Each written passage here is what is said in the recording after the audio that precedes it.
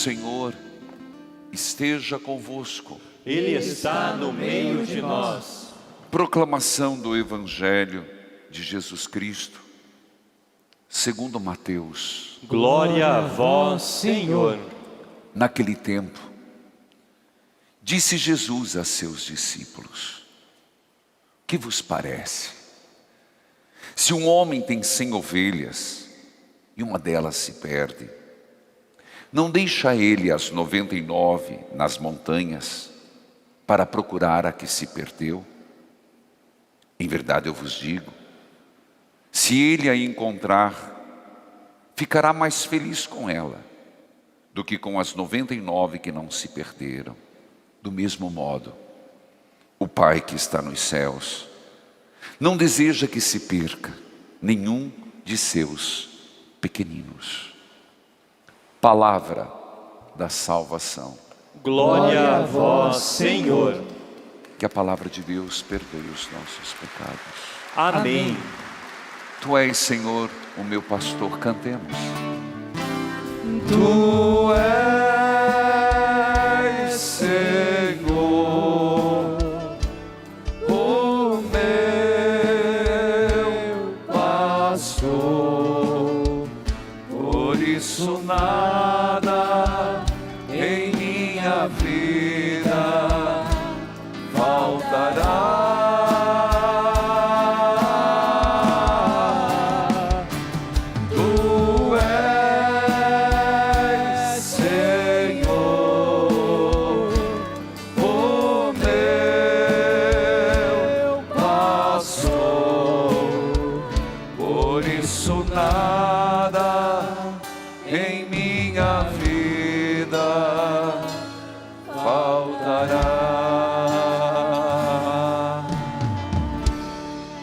Filhos queridos, povo amado de Deus, neste santuário, os que acompanham pela TV, rádio, YouTube, Padre Manzotti, hoje também celebramos neste santuário o que há 9 anos atrás, com a presença de Dom Moacir José Witt, aconteceu. Esta paróquia, que já completa 66 anos, bastante antiga. Ela foi há 9 anos atrás, pela vontade do arcebispo, elevada pelo título de Santuário de Nossa Senhora de Guadalupe. É o título oficial. Agregado depois, ainda que não oficial, Jesus das Santas Chagas. E o foi a partir de uma observação. Uma observação de que milhares e milhares de pessoas acorriam a esta igreja de Curitiba e de outras localidades.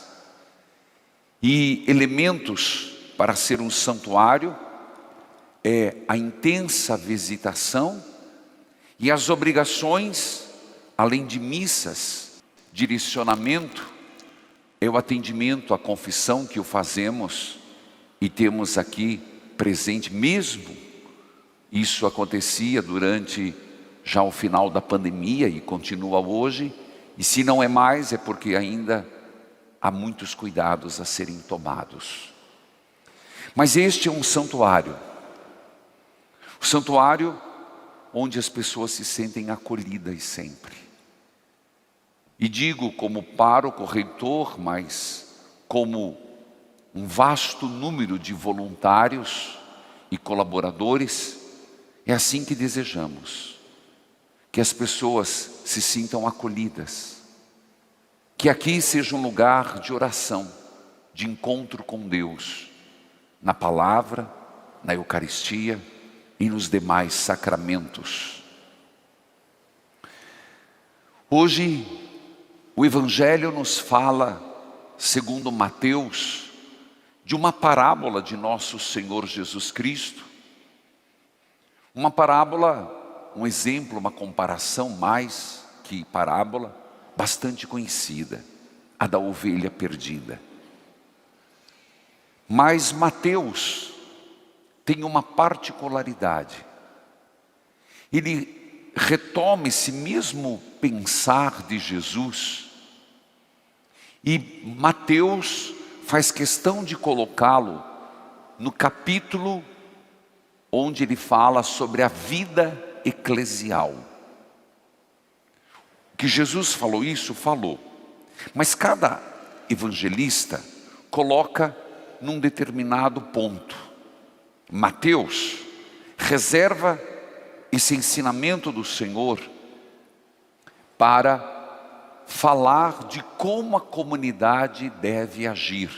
O que nós falamos, o capítulo eclesial, da eclesialidade, da vida da igreja.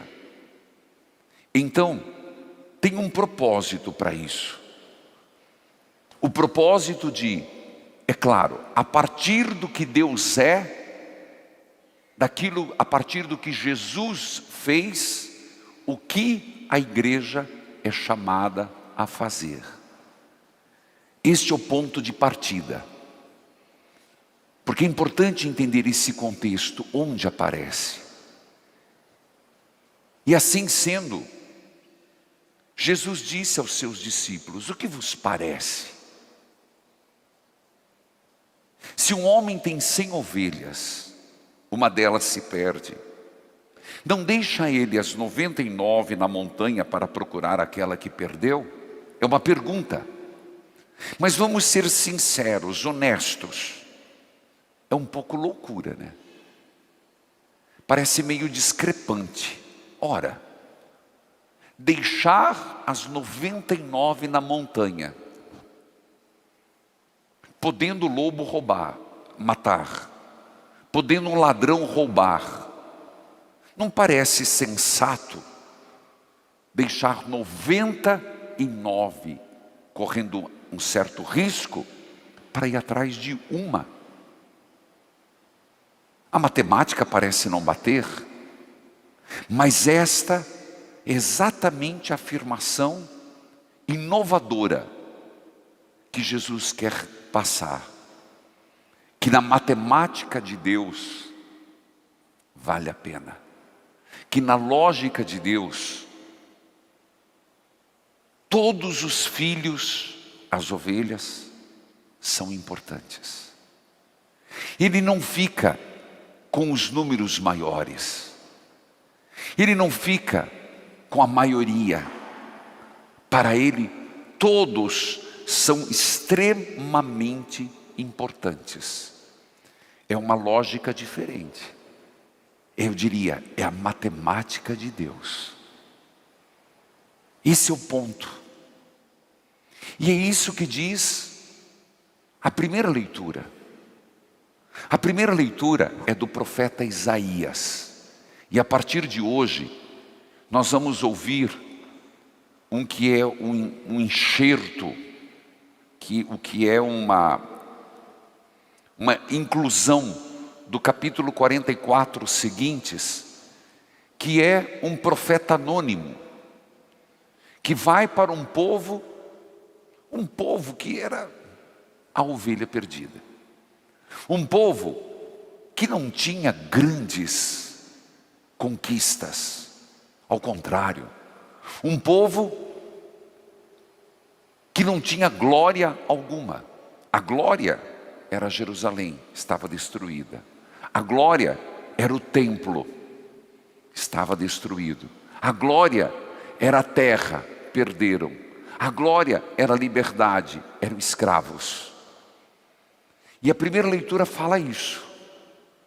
Uma mensagem do profeta que diz algo assim: Jerusalém, na verdade, povo de Sião, judeus, acreditem, Deus não os esqueceu. Não estou sendo textual, mas estou indo na mensagem. Deus não os esqueceu. Hoje vocês encontram exilados, derrotados, escravizados, expatriados, mas o Senhor não esqueceu da promessa.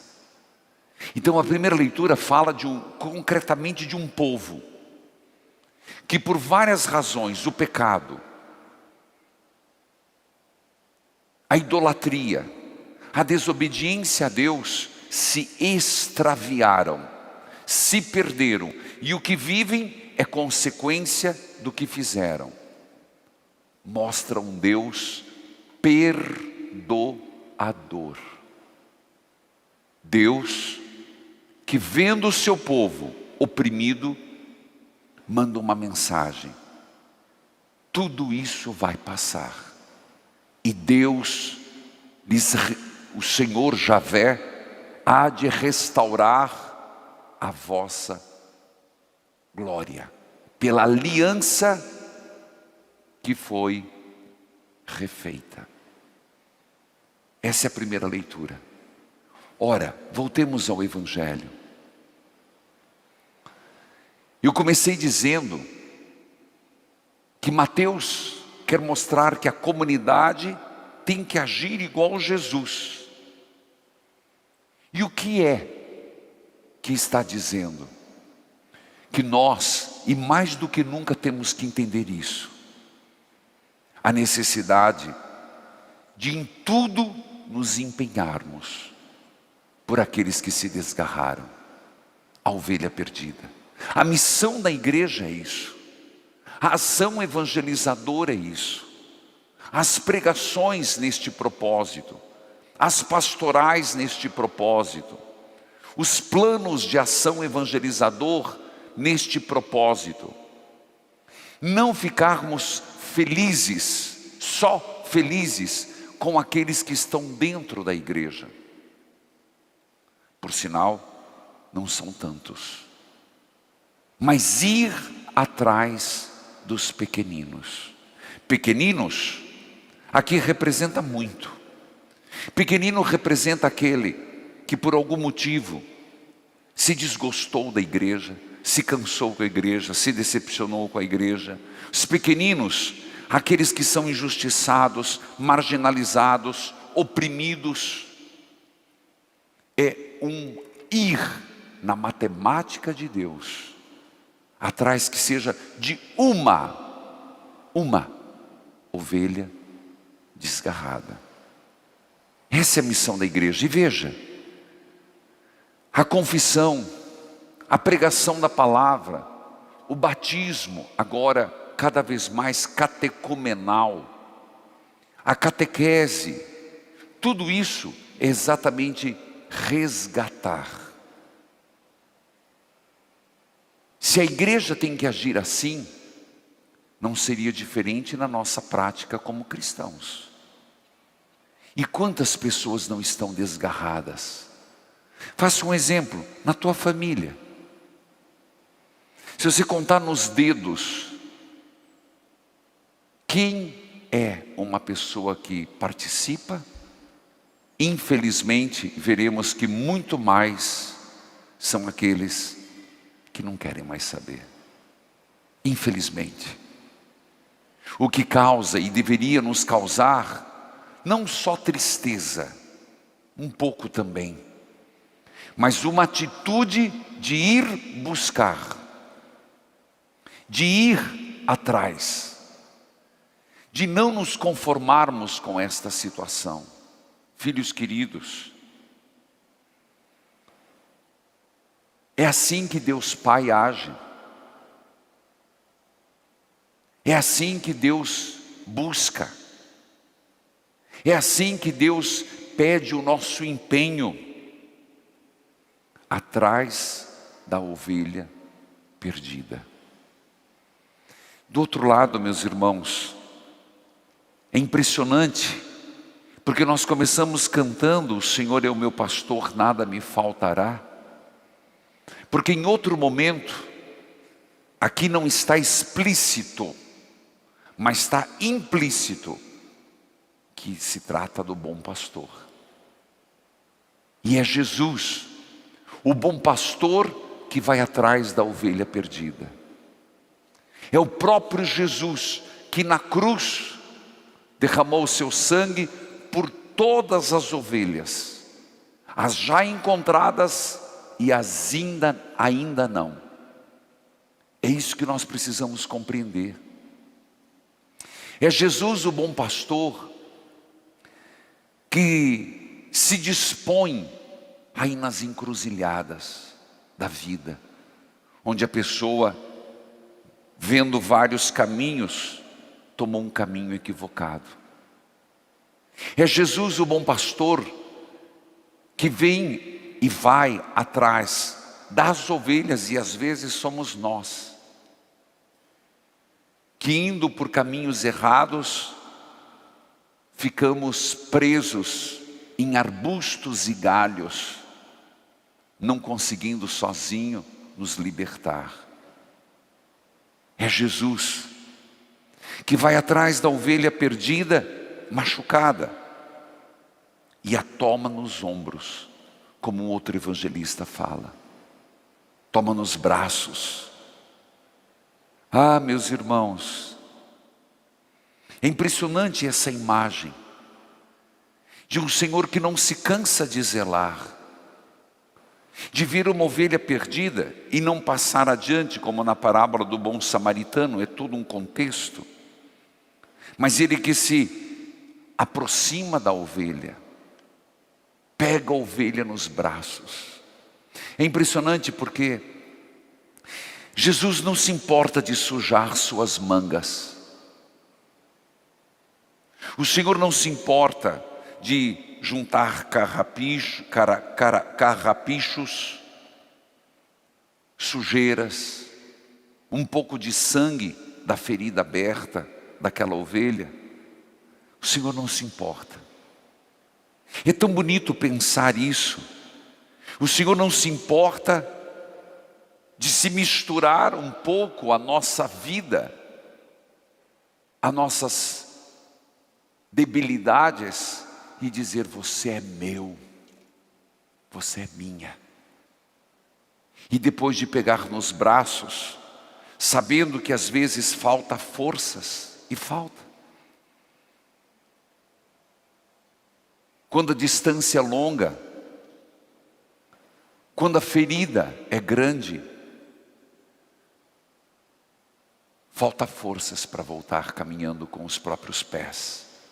É o Senhor que nos carrega nos braços. Eu diria, por quê? Porque Jesus é forte. Deus santo, Deus forte, Deus imortal. Tende piedade de nós e do mundo inteiro. Nós rezamos isso no terço das Santas Chagas. Jesus é santo, Jesus é forte, Jesus é imortal, e Ele que carregou todos os pecados do mundo, carrega os meus e os seus. Então Ele vai, Ele aguenta o peso e traz para o redil, e traz o filho, a filha, para casa. Sabe, meus irmãos, é sempre esse ir de Jesus Cristo que pede uma igreja em saída. Mas às vezes eu fico pensando na ovelha, que às vezes vai dizer: Senhor, eu não sou digno, Senhor, eu não mereço. Sabe, a ovelha não tem que dizer nada. Tem horas na vida, tem horas, que a gente apenas tem que dizer assim: Senhor, me leve. Senhor, me entrego aos teus cuidados. Senhor, eu me entrego para que me conduza. Já não posso muito, mas contigo posso tudo. Então me conduza. Seja na vida pessoal, mas se fizéssemos isso com nossas famílias. Senhor, eu já não posso. O maior erro de uma ovelha machucada é ficar num sentimento de culpa. Consciência do pecado é uma coisa, resistência à graça é outra. Há tanta gente que não está bem, viu? Há tantos casais que estão com problemas. Há tantas pessoas aqui ou fora daqui que estão postergando soluções. O que é postergar soluções? É resistir à graça de Deus. Deus, e o que é pior, é porque Deus está mostrando. Só a pessoa que não enxerga. E vai piorar. Aí você vai dizer, mas piorou. Nossa. E o Senhor não vai dizer, eu te disse. Mas Ele vai dizer, eu inspirei você para o bem. Eu inspirei você para uma mudança. Eu inspirei pelo meu Espírito e te dei sinais. A ovelha tem que se jogar nos braços do Senhor. Ele aguenta. Ele cura. Hoje também, como terceiro elemento, celebramos Santo Ambrósio. E veja, ele era um exímio pregador. Ele tinha uma oratória impressionante. Primeiro, quem era Santo Ambrósio? Não, primeiro eu quero falar o que ele fala de Jesus. Ele diz assim: Jesus é tudo para nós. Repita isso. Jesus é tudo para nós. De novo. Jesus é tudo para nós. Se desejardes curar as tuas feridas, Ele é o médico. Se estás angustiado, Ele é a fonte. Se estás oprimido pela culpa, Ele é a justiça. Se precisas de ajuda, Ele é o poder. Se tens medo da morte, Ele é a vida. Se desejas o paraíso, Ele é o caminho. Se tens terror das trevas, Ele é a luz. Se estás à busca de comida, Ele é o alimento. Porque Jesus é tudo para nós. Santo Ambrósio. Santo Ambrósio, ele veio de uma família muito poderosa e muito rica. Ele, apesar de ser romano, nasceu na Alemanha, mas lembremos que a Alemanha fazia parte do Império Romano, por isso o pai dele era governador lá naquela região. E muito cedo ele recebeu uma educação em Roma muito rígida e séria, do ponto de vista jurídico e do ponto de vista de oratória. Ele foi colocado como governador de Milão. Antes de mais nada, muito novo. Não era batizado, apesar de ter perdido o catecumenato. Ele aprendeu grego, latim, e foi o prefeito da Gália. Fez a carreira de magistrado. E ele mostrou muito cedo um grande equilíbrio, uma grande imparcialidade e equidade que chamava a atenção. Mas temos que entender que o período era muito difícil. Era bem o final do Império Romano. Então, o que estava no contexto? A briga entre Oriente e Ocidente. Segundo, uma briga dentro da igreja terrível. Porque havia uma heresia muito forte, chamada arianismo, que negava a divindade de Cristo. Aceitava a humanidade e negava a divindade. Foi quando morreu o bispo de Milão. E ele não era padre, não era nem batizado, muito menos bispo. E ele conseguia agregar, ele conseguia resolver, ele conseguia fazer a comunhão.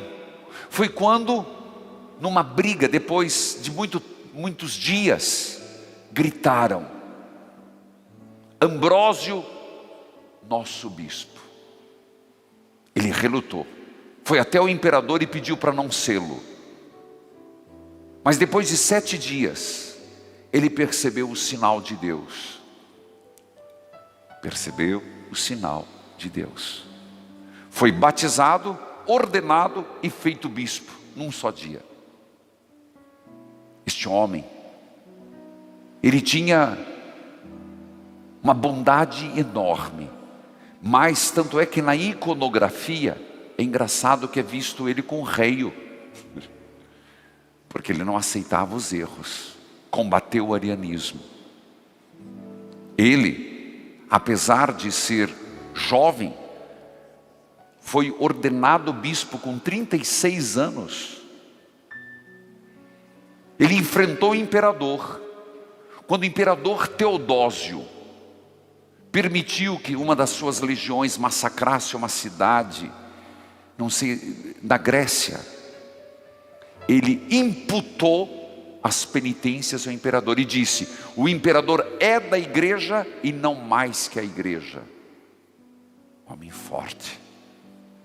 Ambrósio se valeu da oratória nas pregações. Eu não sei, eu às vezes tenho dúvida se os sermões têm algum valor, porque tem tanta gente que entra por aqui, sai por aqui. Às vezes tenho dúvida, apesar que prego todos os dias e me preparo para isso. Mas deste homem, o efeito foi grande. Que ele pregando, ele atingiu o coração de um jovem inquieto.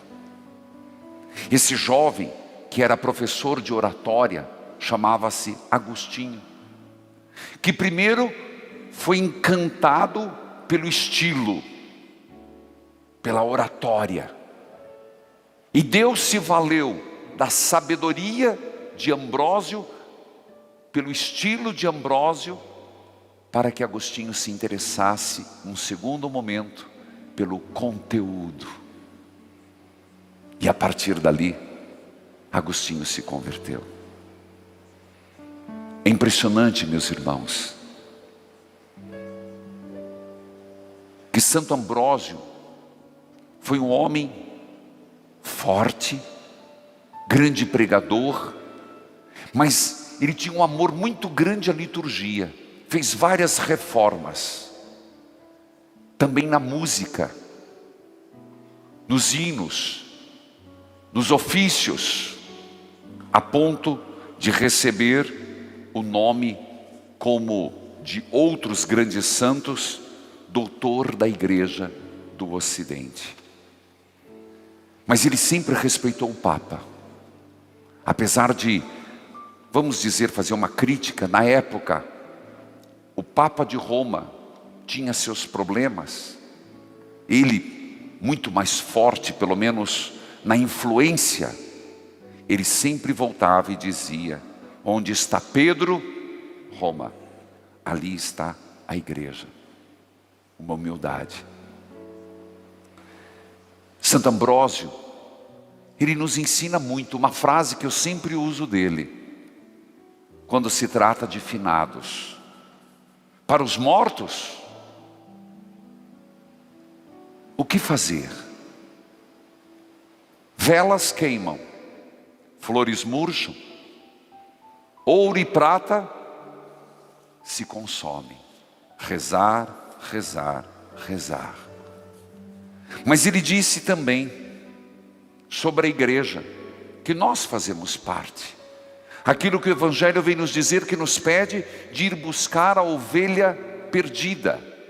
Às vezes somos nós, às vezes são nossos familiares e conhecidos, às vezes quem não conhecemos.